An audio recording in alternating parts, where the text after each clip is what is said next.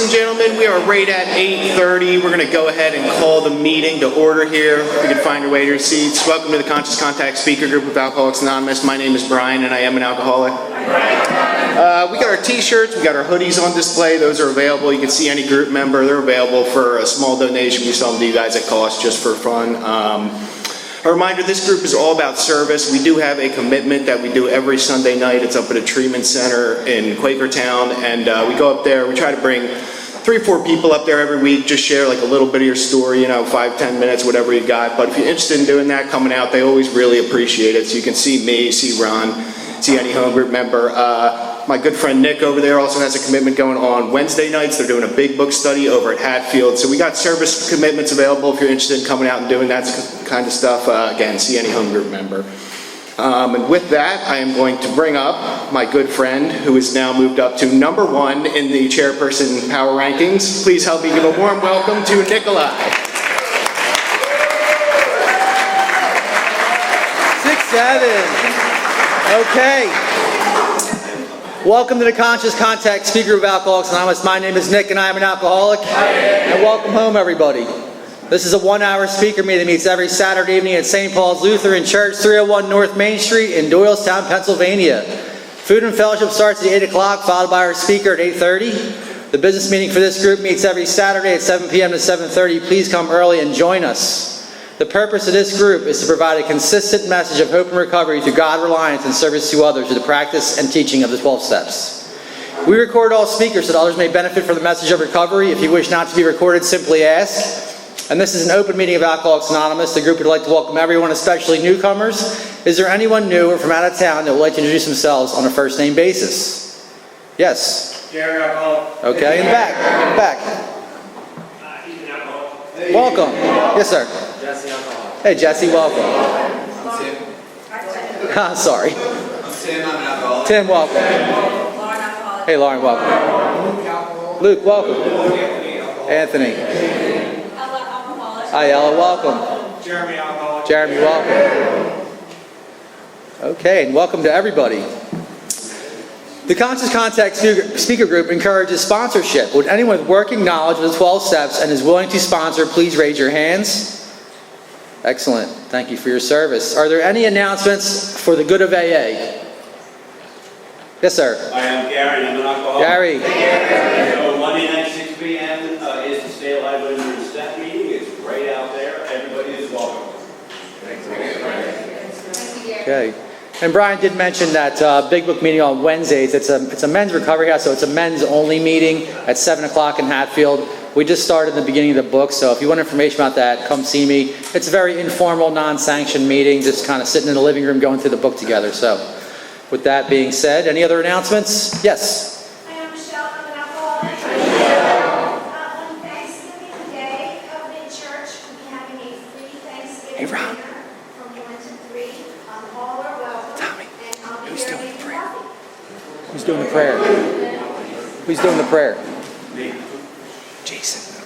Okay. Yes, please. Anthony, alcoholic. I know it's a little bit out of town, but in downtown, Friday's beginner meeting. It's my home group. So this Friday, the church is closed, so we're doing this on Zoom. So if anyone's interested, it's at 7 on Zoom. Check it out. If you like it, please feel free to come in person. Great group. Thank you. Yes, sir. My name's Ron, I'm an alcoholic. The 75th anniversary of Andrews Hall will take place next Friday. There'll be a big to-do, lots of free food, and hopefully some good speakers. See you there. If you need to get on the Conscious Contact Speaker Group page, flat out be on there. Friday. Very good. Tons of stuff coming up. I know there's usually app-a-thons on Thanksgiving, so if you're not on Facebook, join our Facebook page, and there's tons of stuff on there. You can stay connected and find out about these kind of events. Anything else? Okay. Our sister group is a big book study meeting that meets every Thursday at 7:30, and that is just up the street at Salem UCC Church, 186 East Court Street, and coffee is on at 6:15. We have meeting lists and big books on easy terms. Please see me or any home group member after the meeting. If you cannot afford a big book, the Conscious Contact Speaker Group will give you one at no charge. Anyone willing to make donations for the purchase of big books to help those who can't afford them can put donations in the jar on the table marked Big Book and CD donations. And please subscribe to our YouTube channel, the Conscious Contact Speaker Group of Doylestown, PA, and our Facebook group. Subscribe and share. You can find our speakers there. Join our Facebook page to keep informed, and you can share upcoming events and also meetings. And now with that, we have a wonderful person, a friend of ours, of our group, Jason, will come up and read our Just for Today Prayer of Recovery. Please give Jason a nice warm welcome.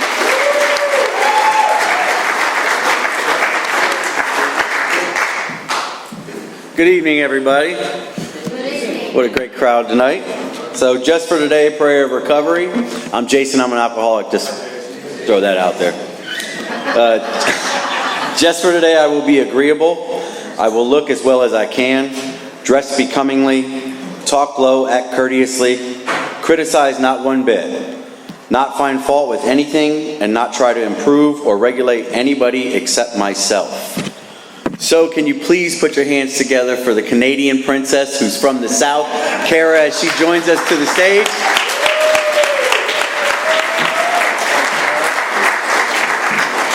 Oh yeah. Good evening, y'all. My name's Kara. I'm a grateful recovering alcoholic. Welcome home. Alcoholics Anonymous is a fellowship of men and women who share their experience, strength, and hope with each other, and that they may solve their common problem and help others to recover from alcoholism. The only requirement for membership is a desire to stop drinking. There are no dues or fees for AA membership. We are self-supporting through our own contributions. AA is not allied with any sect, denomination, politics, organization, or institution, does not wish to engage in any controversy, neither endorses nor opposes any causes. Our primary purpose is to stay sober and help other alcoholics to achieve sobriety. Now I'd like to welcome a good friend of the Conscious Contact, and she also is a good friend of mine. Let's welcome Michelle. She's going to come up and with the 12 steps of Alcoholics Anonymous. Woo!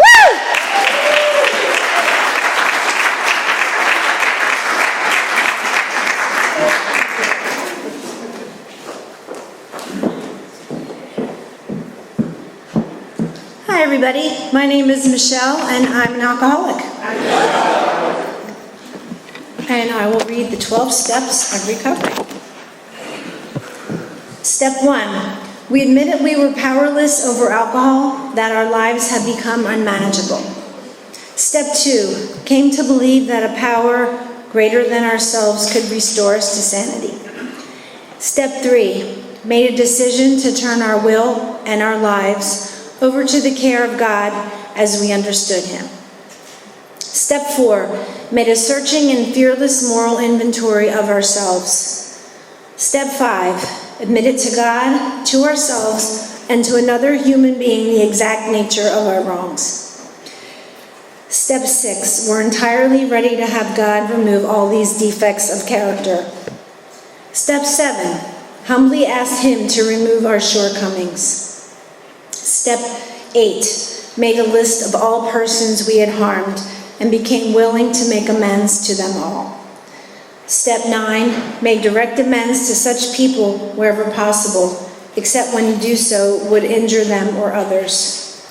Step 10. Continued to take personal inventory, and when we were wrong, promptly admitted it.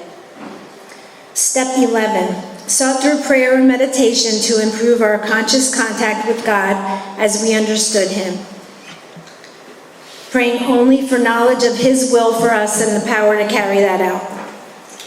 And step 12, having had a spiritual awakening as a result of these steps, we tried to carry this message to alcoholics and to practice these principles in all our affairs.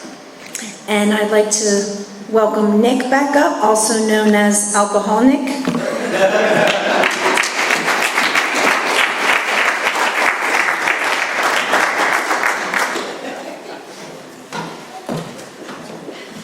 It's true.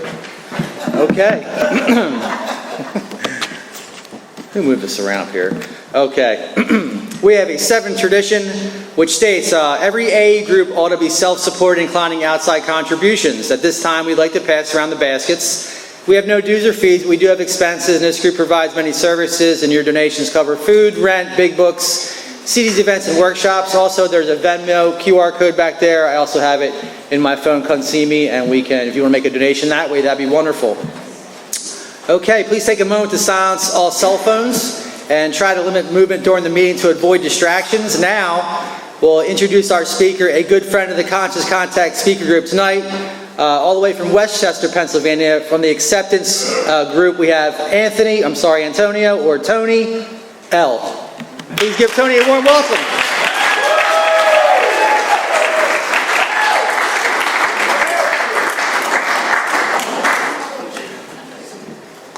Oh, there's a water up here. All right. Hey, everybody. I'm Tony. I'm an alcoholic. All right. Ron told me I cannot curse. Absolutely no cursing. So I'm going to do my best. Steve, on the other hand, Ron told me I had 2 slip-ups. So thanks, Steve. I won't use them now. Man, this is my first time at this meeting. It's a great meeting. Met a lot of good people before. Some guys in the back and just the home group members. I'm really grateful to be here. So I am going to fill this hour. I'm going to tell my story. I'm going to talk slow. And I'm going to start from the very beginning. My favorite line is it was really, really hard. In the beginning, I was born at a really young age. I couldn't walk right away. I love that little joke. But no, all seriousness, I am, when I actually was born, my parents divorced before I was born. So I have an older brother, my father, South Philly, my mom, 69th Street. If anybody's familiar with these areas, I know we're in Doylestown. I really don't even know where we're at, honestly.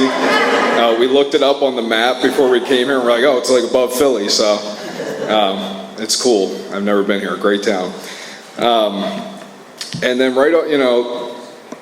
from the beginning it came out, and parents divorced, and when I was growing up, I had a lot of trouble learning, like doing the normal things. I didn't learn like other kids. I had learning disabilities, IEPs, ADHD, all that good stuff they hit you with. I can remember literally going into a closet with some lady and another kid and like reading picture books in like kindergarten.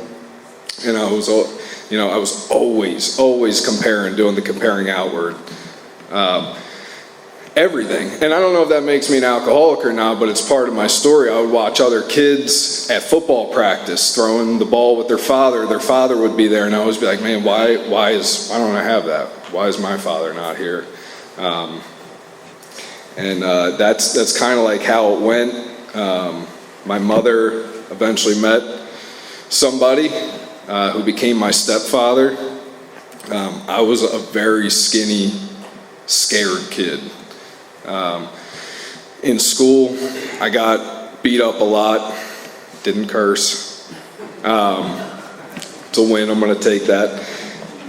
I would get beat up a lot. My signature move was like the tuck and just wait till they're done with beating me up. My stepfather at the time, there was a lot of like physical abuse with me and my brother. Like really weird stuff. Like there was just like, we would get physically beat. There was times I remember like after like being told we had to be stripped naked and like go in our rooms and like just laying in this dark room and just like complete fear. Like just not knowing, what's coming next. And like that's how I remember my childhood. But like now later in life, I do see all the beautiful things in my childhood, but like what it felt like then was that I would go to school and I'd get my butt beat. No cursing. And then I would come home and again, and it was just like, man, like my whole life, it was like in the ocean during a hurricane, and I'm just like trying to stay afloat. Like, let me catch a breath. And, the first time we moved out of Upper Darby, when I was like 10 years old, up to Chester County, which is Downingtown, and that was like all grass, and I was like, this is incredible. There's grass here. There's like lawns. And I met one of my good friends as a childhood there, and we started drinking together at an early age. And like, some people have that as a spiritual experience, for some don't. For me, that was a spiritual experience. Like, what it felt like was, for like the first time in my life, like I stopped treading that water in this hurricane, and like the water stilled and the sun came out, and I was like Aquaman, like I shot out of the water. I'm like, yeah, I'm good. And like, that's how like my life was. From that moment, I remember, like, I'm like, man, if I have this for any situation I'm in for the rest of my life, I'll be okay. Like, I'll be good. Like, this is a beautiful thing. And that's what I did. I chased that. I played football most of my life in high school. I stopped playing football to pursue partying and all that good stuff that comes with it. I somehow graduated with like a 1.79. I'm pretty sure they just wanted me out of the school. But I got out, I'm doing things, selling forms of alcohol, trying to figure out like how to keep it. I remember like the one time getting some and just thinking, like, as soon as I got that first one in me, like the fear, like there was a lot of it, the fear of like, one's down now, this is going to be gone soon. And like, that's what like my thought process was with it. Eventually, I met a woman who drank like I did. And I was like, man, this is what love is. This is incredible. And we had some partying, we did a lot of stuff. Within like, I don't know, maybe a few months, 6 months, I come home and she's in the apartment and she's sitting there and she says, I'm pregnant. And the honest truth is, like, I never ever, at this point, I never wanted to be a father. I literally was like, I'm never gonna have kids. I'm not gonna have kids and I'm never gonna be a father. But when I heard that, like, something in me was like, all right, if I'm gonna be a father, I know what I don't want to be like. I don't want to be like my father or my stepfather. I don't want to be anything like those men who raised me. And I sincerely wanted to be a good father. And I said, I'm going to get rid of everything I had, all the alcohol. I'm going to get rid of that, and I'm going to change my life. I'm going to be a great dad. And I made that decision. Within 3 days, I experienced physical withdrawal, for you who know what that is. And laying in bed, shaking, like my legs, and I'm like, all right, well, maybe I'll just drink a little bit, maybe. And like, that's like my whole life. Like, I'll figure something out. There's a way I can figure it out. There's always something I can do to just manage to get by. And that's what I did. I said, all right, we're going to do, I'm just going to do a little bit. That way I'm not physically hurting, and I'm going to get through, and it's going to be all right. My daughter was born with minimal complications, or she wasn't like heavily addicted. And when my daughter was born, it was a terrible relationship between me and her mother. It was, as you probably think, we weren't winning at life. It was pretty bad. What that looked like is like my little girl, who was under a year old, was going to Kensington with me and the mom. And we're driving down there, and it's like days with the one time I specifically remember, I'm like into the withdrawal. I'm shaking. I need something to get me through. And I go down, my daughter's in the back, riding through with us, pull up, and I hand the guy the money, and 2 hours goes by, And like my desperation was like, this guy's coming back. He's got to come back. He never came back, guys. In case you didn't see that one coming. But I'm sitting in there, I got a baby crying, and I'm literally crying, like, how am I going to get through the night? How am I going to get through the night physically and like continue on, like getting this kid through the night? I can't even get myself through the night. And this went on, you know, for a little bit, for a few years. So the smart thing to do to figure it out, she got pregnant again. And I was cured. That's the end of my story. I'm joking. So here comes my son Gianni, my middle child. Spoiler alert. He was born addicted to Suboxone. That's like another form of alcohol, say, that his mother was on. And not administered by a specialist or a doctor, it was administered by this guy. So he's born, had complications. He was in the NICU, he got out, you know, the best thing to do, had another kid. So they call them Irish twins. I say Italian twins because we're not Irish. Although somebody said I looked like Conor McGregor. Shout out to you. Before the meeting, I'll take that. So here comes my third son. And at this time, like, as you can imagine, it's insanity. Like, complete insanity. 2 alcoholics active with 3 kids. And we hated each other. We were physically violent towards each other. We fought. My kids, my daughter the most, has seen some stuff she should never have seen. And, you know, near the end of it, like,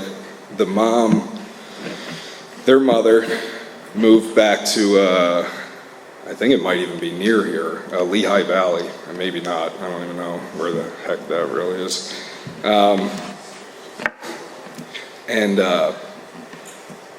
Somehow near the end of it, like, I had the kids most of the time. And what that looked like was my 3 kids were all under the age of 6 years old or 5 years old at this time, and we were living out of my car and in and out of cheap motels. When I could get that money, and when I did have that money, most of the time it wasn't going to the hotel. You know, like, if I could get my mom to get me money, or if I could, like, get some money from somebody at Wawa talking in, you know, it wasn't going to shelter for us for the night. You know, at this point, I really like hated who I was. It was not like a pretty thing, and like when I did, like, for example, like if I got $20, you know, it wasn't going to my kids whose stomachs were grumbling for food, that were hungry. These kids lived in filthy diapers for days, weeks. They had rashes everywhere. When I did get $20, it would go to what I needed, and 5 of those dollars went to the Dollar Tree. I got a 5-pack of diapers for $1. I got some animal crackers, and that's how these kids lived. They lived in active addiction with me. And, you know, I carried a lot of shame and guilt. The shame part seemed to have gone away because I can speak about it now, but I do still have guilt to this day that I am working on through these steps.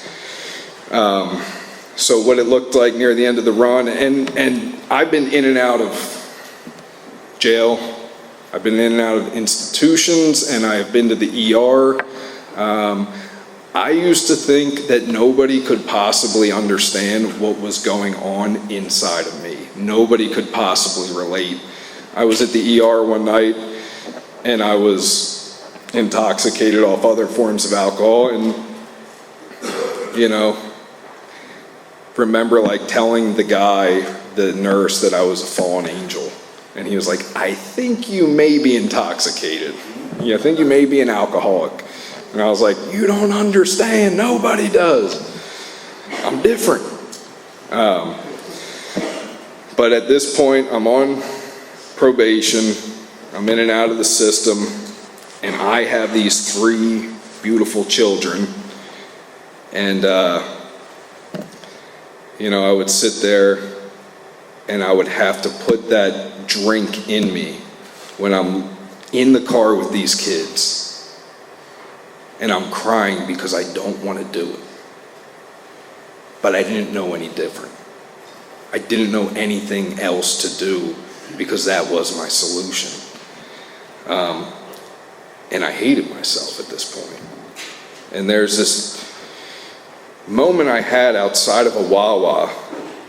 I'm sure there's Wawas up here, right, guys? I'm joking. But there was this moment outside of a Wawa. What that looked like is like my little girl who's been with me through everything.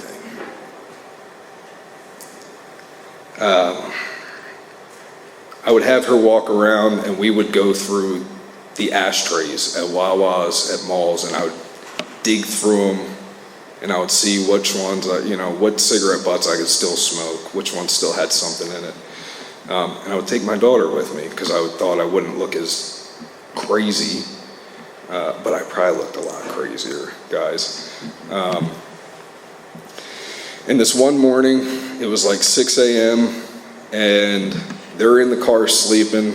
I'm digging through the sandbox looking for some smokes. And you know the Wawa, they have the glass, the big glass there. And like, I'm just sitting there and I look up and I see me, I'm like 90 pounds soaking wet. And like, for the first time, I just was like, who is this person? And beyond that glass, what I saw was like the people in there who had money to buy a breakfast sandwich and a coffee, and they were paying for these things, and they were going out and getting to their car, and they were driving out into society and life. And I can remember in that moment just sitting there and being like, how do they do that? How do these people, A, have money to buy coffee and a breakfast sandwich and put it to food, and then go out and get into a car and go function out in society? And like, that blew my mind in that moment, because that's where alcoholism took me. And I just remember like, man, I just wish I had something like that. Like, I envied that so much. It was probably about 2 weeks later, I heard again those famous words, put your hands behind your back. I'm like, all right. I was always I joke about this, but it's truth. I was always in mesh shorts and nothing else when I got arrested, every time. No shoes, no socks, no shirt, just mesh shorts. And this time it was at this fancy establishment called the Extended Stay. And what that looked like was my middle child, Gianni. The cop was prying him out of my hands as he's crying and literally grabbing onto me as they're peeling his fingers off to get off me. Traumatized.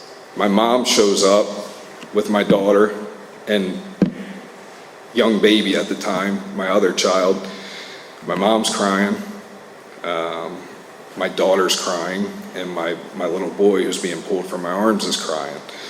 And the insanity is, like, I get back in the back of the car, and like the thoughts were like, man, I'm not gonna be able to survive this. Like, I'm not gonna be able to get what I need. And then the next thought was like, well, they didn't read me my rights. I'm gonna beat this. And like, fully insane. My disease, my alcoholism, definitely hurt more than just me. It definitely hurt more than just me. So I get locked up, which was the best thing that's ever happened to me. I was so angry, I was so resentful in that moment. I didn't do this, you know, all these things. And the irony of it is, like, what I got arrested for, I actually didn't do. But thank God, because that was God stepping in. Looking back now, check my time. So I get arrested, I go back to jail, and I'm like, all right, I'm gonna be out in, you know, a few weeks, so I'll be all right. You know, I've done this before, I can do it again. I sleep for about like 2 weeks. I come out, and they were like, we've been eating your trays. I'm like, that's cool, I'm not hungry. Came out, and I go to the gag hearing, and I'm like, all right, send me home, send me home. I get in there, and they're like, you are violating probation? They're like reading the stuff, and I'm like, yeah, even if I didn't do this, I violate it. And they're like, you ain't going anywhere. So, go back, and again, like, now, I don't know what happens to you, but when the drink is removed from me, I am absolutely insane. Way more insane than I am with the drink. And here I am, like, locked up again. And I'm thinking, okay, now what? And the book tells us about spiritual experiences and spiritual awakenings. It tells us in the appendix in the back. I didn't really know what they were until I read that, but the whole solution of this program, I'll talk more about it later, is to have an entire psychic change, is to have a spiritual experience, a spiritual awakening. I have had spiritual experiences from this moment on, and this is one of them. They did not cure me, but they did help me continue on this path. And this one in particular, I had no cellie, and I was in the cell all alone, and I'm trapped with me. And the thoughts were like, your kids are gonna get raped. Your kids are gonna get hit by a car. My grandfather, the only man, my father's father, the only man who tried to show me what a man is supposed to act like, the only one who has ever tried to instill morals in my life, he's on his deathbed, and this is what I'm doing. This is how he's going to go out, and he's going to remember me. All this stuff is hitting me, and it was like incessant thoughts. And I just remember laying in that cell, and I just started crying, and I said, God, I don't know if you're real. I don't know who you are, I don't know what you are. I said, but God, if you're real, I need your help. If you have a blueprint on how to live life, please, God, show me, and I'll do whatever it takes. And that was the prayer, and I was cured. That's all you need, guys. Thanks for letting me know. But I had this moment, and I felt something I never felt before. I felt some sort of peace. And, I woke up the next day, and I was like, what was that? And I started going to the chapel in there. I started trying to seek something. I was working out, I was getting very shredded in there. And I was like, all right, I feel good physically, I feel good mentally. They let me out. And what happened was my mom said, here's your kids. It's time to get your life together, get your stuff together, and figure it out. She helped me get into an apartment in Downingtown. She paid the first month's rent, and so you got to figure this out. And I thought I was good. I thought, all right, I'm physically back in shape. I got my weight back. Mentally, I feel great. Here I took on full sole, legal, and physical custody of these 3 kids, and within 2 days, I'm like, I can't do this. How am I gonna raise these kids? I don't even know anything in life. How am I gonna get better? How am I going to pay for this apartment? And all these thoughts are coming in. And I'm, again, like, the best thing I could compare it to is, like, again, I go to this place where, like, I'm that scared little boy naked in the dark. And I'm feared up and I'm scared of everything. And nothing's going to work. I made a call to a friend who I knew was sober. I didn't even really know what that means. And I called him and I said, how'd you stop drinking? Or how did you how are you functioning in life? And I was like, you don't even smoke anything? I was like, you're a liar. But he's like, no, he's like, I don't do anything. And he's like, why don't you come to an Alcoholics Anonymous meeting with me? And I was like, are you kidding me, dude? I am not like those people. I don't even know what AA is at this point. I was like, but I'm definitely not an alcoholic. And he's like, okay.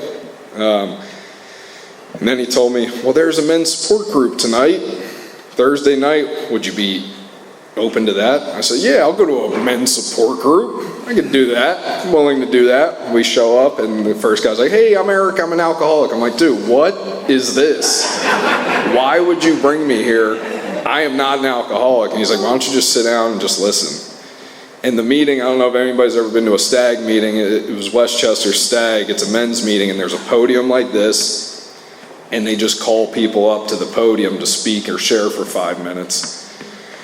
And they called me up. They're like, Tony, alcoholic Tony, come on up. And I'm looking around, like, there's got to be another dude in here named Tony. I've never been in an AA meeting. I've never spoke about anything. And then these guys are like cheering. They're like, yeah, get up there. And I'm like, this is weird. One dude was barking at me. That's my sponsor, Nashville Pat. He spoke here not too long ago. And I went up there and I was like, I think I'm an alcoholic, and people cheered, and I was like, this is weird. And I was like, I just got out of jail, and they're like, yeah! And I'm like, why are these people cheering about me being in such a low place in my life? But then the crazy thing is, I went in the back and I started hearing these guys with time get up there. Guys like my sponsor who got up, and what they were talking about, I've never heard anybody talk about it or articulate it, but I was like, wow, yes, I have that. Like, I feel that. And they were talking about, they held up these blue books, and they talked about how it's a design for living. And I'll never forget, I was sitting in the back of this room with these people I've never met, and I felt more love from these people that I've never met in my entire life than anybody else I've ever met in my entire life. People that I've known my whole life, I've never felt a love like that. And I'm sitting in the back, and they're holding up. And it wasn't the first time I believed in God. That's when I knew God was real. That was the blueprint that I prayed for that one night. And then if I do what these people said, that I can very well have that too. I bought into it. And I read that doctor's opinion. When it talks about the two hopeless people, it says they were extremely hopeless. They had nothing to live for. They're written off to die. But it says the following line: they accepted the outline in this book. They were sold on the ideas in this book. I didn't even know that was happening to me in that moment. But I was sold, and I started to accept the program of Alcoholics Anonymous. I got my sponsor that night, and I was cured, guys. I was not cured, but I started on this journey of recovery, the 12 steps of Alcoholics Anonymous. And what that looked like that first year, it was hard. I'm a single father cleaning up trash on a construction site because Wawa didn't want to hire me for my record. Walmart didn't want to hire me, but there was somebody in AA who hired me to clean up trash on construction sites. And I went there and I made money. I worked hard. And when I would come home, I would go to meetings and I would was learning how to be a father. I was learning how to recover. My sponsor really set the bar for me. He showed me, not by what he told me, but by how he acted. This man showed up. He had a busy life. He showed up to my house on Saturday mornings with donuts for my kids. He was patient as these kids were running around, and he read through that book with me. And he would be like, "Do you understand that?" I'm like, "Yeah, I think I understand." I had no idea what he was saying. But like, he would explain certain things to me. And the one he explained right off the bat when I met with him and I talked with him, he said, "Do you know what willingness is?" And I was like, "Yeah, I know. I think I know what willingness is. But what is it? What is it, you know?" He's like, "Do you think it's a feeling?" I was like, "I guess." And he's like, "Explain to me that willingness is not a feeling." He told me it's not about what you feel like doing. It's not about, like, all right, I feel like getting up and going to do step work. I feel like getting up and going to work today. He's like, "No, willingness has nothing to do with a feeling. It's an action." And he said, on the days when you wake up and you don't want to do this, the days where you might want to put a gun to your head, he said, you absolutely need to show up and do this stuff. And I've never heard it like that before. I was like, all right, that makes sense. I can try that. And that night was hard, man. Like that year was hard because I didn't know how to be a father. I'm writing a 4-step. I'm writing all these people that I resented. And I didn't realize like how hard that was, ripping up these wounds that I've had. And I would lock myself in that bathroom at night and I would just sit there and cry. And the kids are banging on the door, "Daddy, Daddy." And I'm like, man, how am I going to get through this? I was like, I don't know how this is ever going to work for somebody like me. How are the 12 steps going to help me? How are they going to change me? You know, but the only thing I held on to was that willingness, and I held on to the fact that if my sponsor did it and he made it and he's on the other side, that it's possible for me. And I held on to that. And it was hard. Like, this is not an easy thing. My favorite line in the 12 and 12 is, pain is the touchstone to all spiritual growth, meaning it is an absolute must. I cannot grow by dodging the pain and suffering. The only way I've ever grown in this program ever was sitting through that pain and suffering and transforming through it like the book tells us. It's an action. So I go through my 4-step. I go to meet my sponsor for my 5th step. And I go to sit down, and the first 2 people on my list are my father and my stepfather. And I said, all right, you want me to tell you about them? And he said, no, I don't want to hear anything about them. I was like, what do you mean, dude? They're top of my list. And he looked at me dead in the eye and he said, what kind of father were you? And I got offended. I said, what do you mean, what kind of father was I? He said, what kind of father were you? And I actually sat there a moment and I thought, and I was like, I never put my hands on my kids. I was still physically there, but I neglected these kids' basic needs. I abused these kids. I was a terrible father to these kids.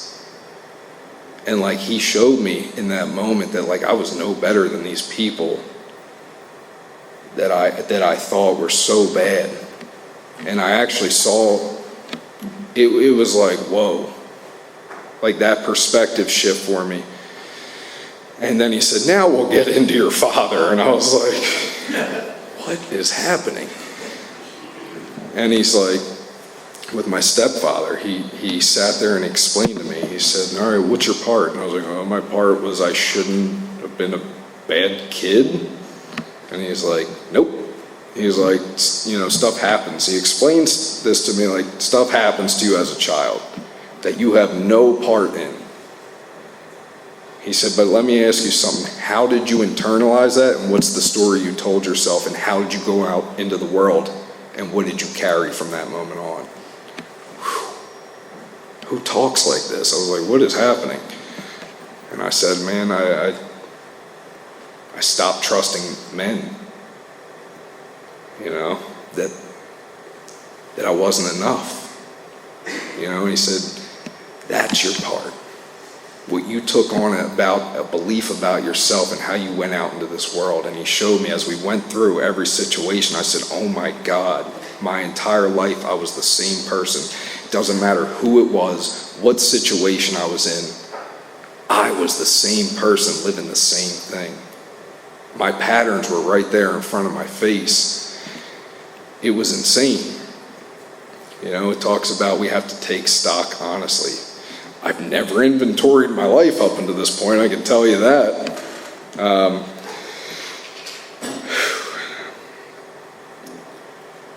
And how it works, it says A, that we were alcoholic and we could not manage our own lives. B, that no human power could have relieved us of our alcoholism. You know, like when I look back, like when he showed me that my life was definitely unmanageable when I wrote my life out. Completely unmanageable. B, that no human power could relieve me of my alcoholism. The kids that I loved more than anything on the face of this earth, they couldn't stop me from putting it in me. No human power. But then there's that beautiful part. It says that God could and would if he were sought. I started to develop a genuine relationship with a higher power, with God. My life went on. I don't talk about this part of my story, but I have time, and I'm going to talk about stuff I usually don't share on. But I used to sit there at night, right? Like I would, like through those moments, like, how will this ever work for me? How will this ever get through to me?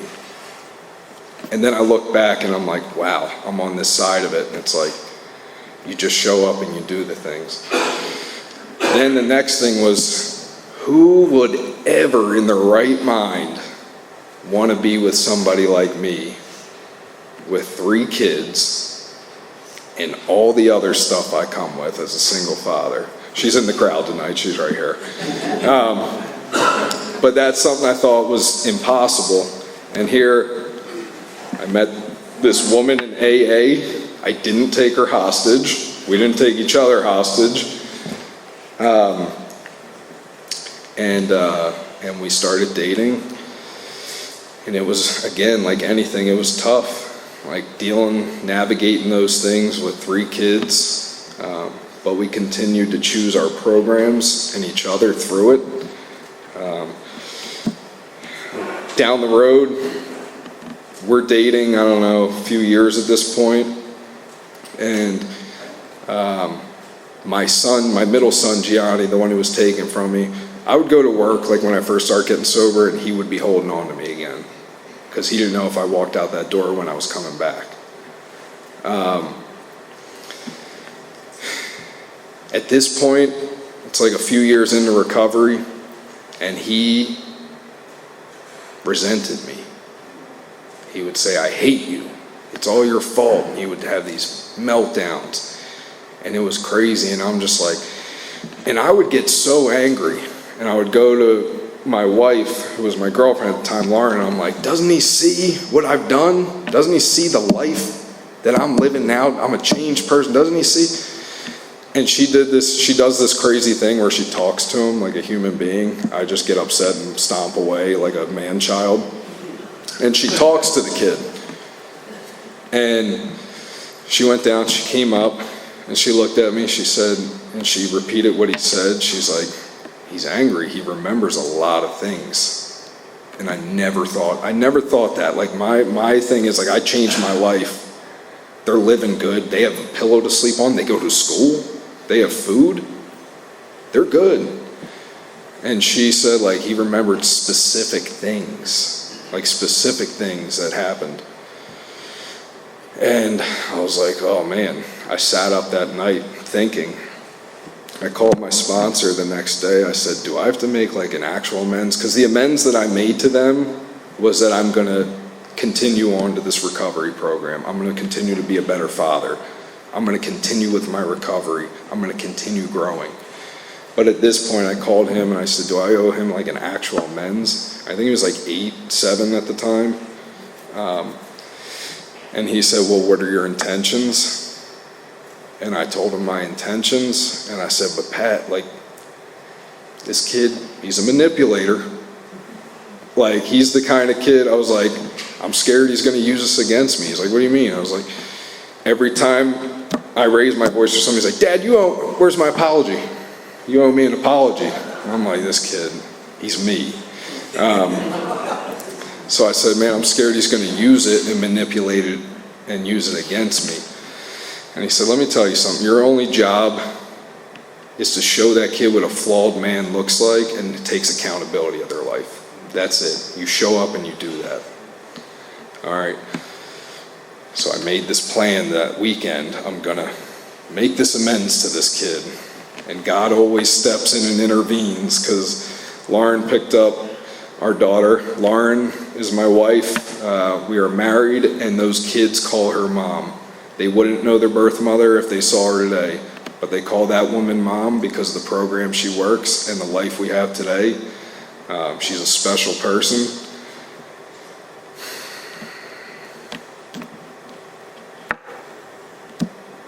I'm just very grateful for this program. I'm grateful for her. I'm grateful for God. She helps me grow. She helps me become a better father. Because if it wasn't for her, this wouldn't happen. And I get to pick them up from school, and she takes my daughter to cheerleading or gymnastics. And I got the 2 little boys in my car, and I'm driving home.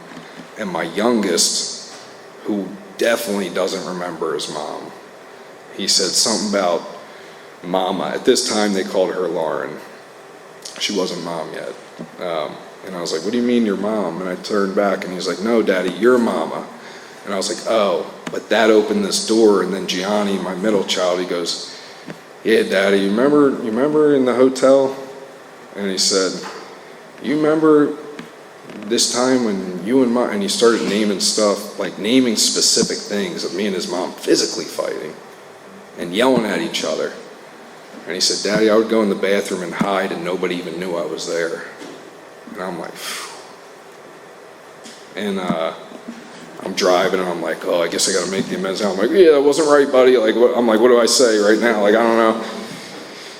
So we're pulling into the house, and I pull the car over, and I said, why don't you come up here, buddy? And I sat him in the seat, and I looked at him. I said, hey, I wasn't a good father to you. And as soon as I said that, I didn't realize how much I was holding, because I just started sobbing like a baby, like just letting it out. And this is the kid I thought was going to manipulate me, right? And I look and I see him turn, his big brown eyes, a little tear comes out, and he puts his arm around my shoulder, and he taps me on the shoulder. He says, it's okay, Daddy. That's how wrong my mind usually is. I'm his father, a grown man in this moment, and he's comforting me as I'm sobbing and weeping and telling him how bad of a father I was to him. I said, I want you to know I'm not that man anymore, and I'm trying every day to be a better father for you, your sister, and your brother. And I said, can you forgive me? And he says, I forgive you, Dad.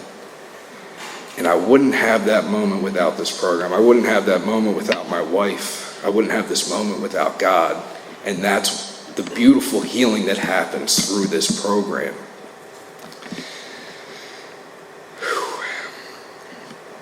So then, it didn't change overnight with me and my son. It got better, and the relationship we have today is night and day.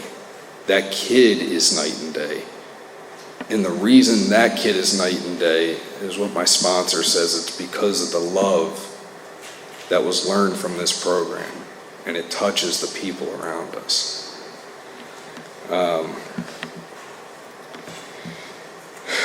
me see what time I got. All right, still got 5 more minutes, so I'm going to tell one more story that happened recently. Me and my wife just had a child of our own. She's 15 months, 16 months. I'm not good with dates and times, but when our daughter was born, this beautiful little girl, She's born into this happy family. And when she comes in, I started having this guilt again. I started getting these like insane guilt, like it brought me back again. I was like, it's not fair that my kids, my other three went through that they got the worst of me. And this beautiful girl gets the best of me. And like, that's like where my guilt takes me again. And I don't even realize what's happening with my alcoholism, with my disease. Because then all of a sudden, I'm arguing with her, I'm fighting with her, I'm arguing with the kids, and I'm separate again. I'm separate from. And at this point, I'm traveling a lot for work. We started our own business because I couldn't get hired, so we started our own business, which is very successful. And I started traveling all over the country, and I just felt so alone. After the baby was born, I'm driving alone, I'm eating alone, and I'm just with me and this guilt. And I'm listening to speaker tapes, and I hear this one speaker tape, and the guy talks about this pamphlet from the Oxford group on how to listen to God. And I was like, all right, let me put it in my phone tab. And that was it. A week later, she's sleeping in the baby's room because I'm unbearable at this point. And I pulled up the tab, and I'm looking at it, and I'm reading, and it's like, all right, it's this exercise where you got to take time undisturbed, where you're alone, completely alone for like 15 minutes. It tells you to grab a notepad and write down all your thoughts.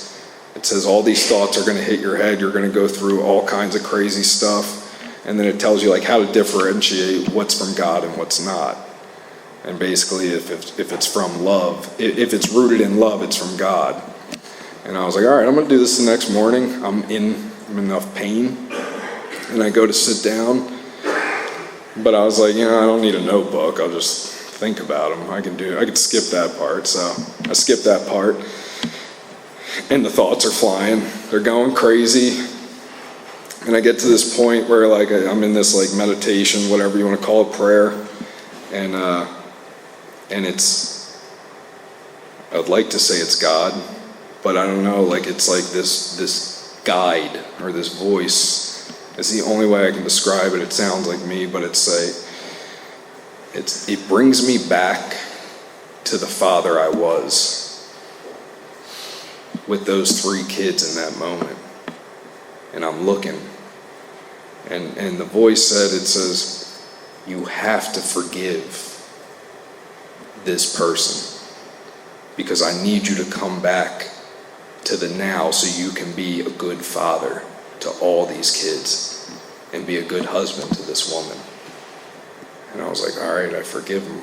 And like it was a spiritual experience. I came back and I felt free. I was like, that guilt can hold me hostage to the point where I won't even be a good father or husband in that moment.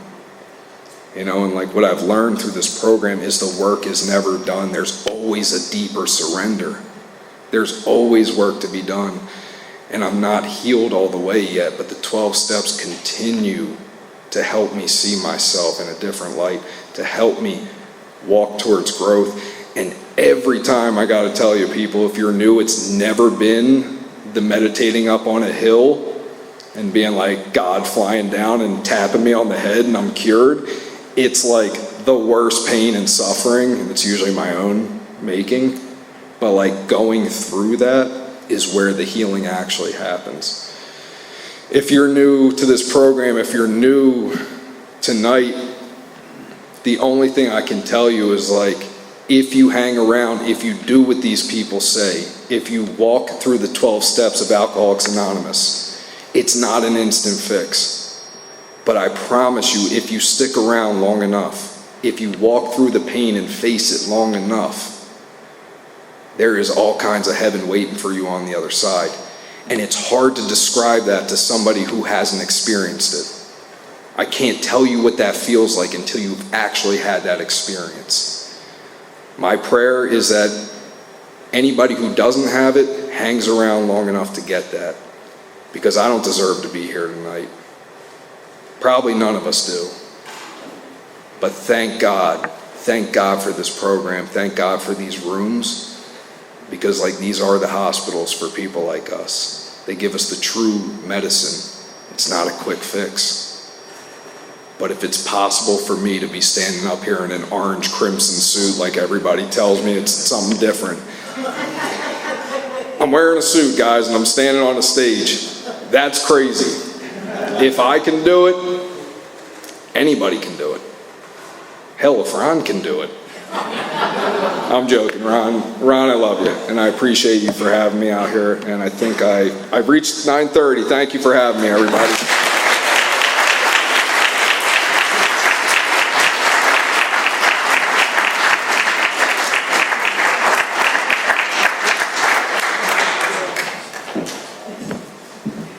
All right, good evening again. My name is Brian. I'm an alcoholic. The group would like to thank Tony for coming out here and delivering an incredible message of hope and recovery with the group here.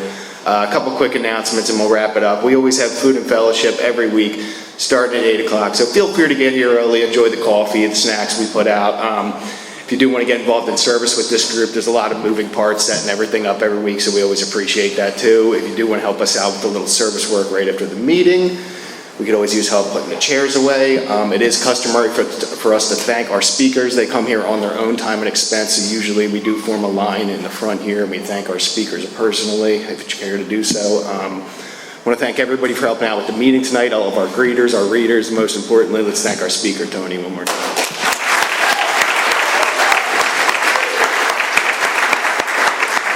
If you do care to join us, we have a beautiful way of closing down the meeting. We are going to circle up and close with our Lord's Prayer.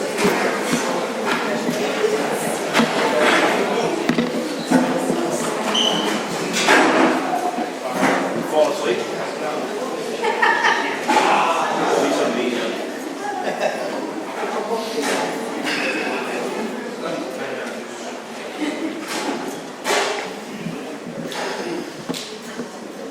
And if you do care to join us, we will close down the meeting, as always, with a brief moment of silence for the still sick and suffering alcoholic inside and outside of these rooms, followed by our Lord's Prayer.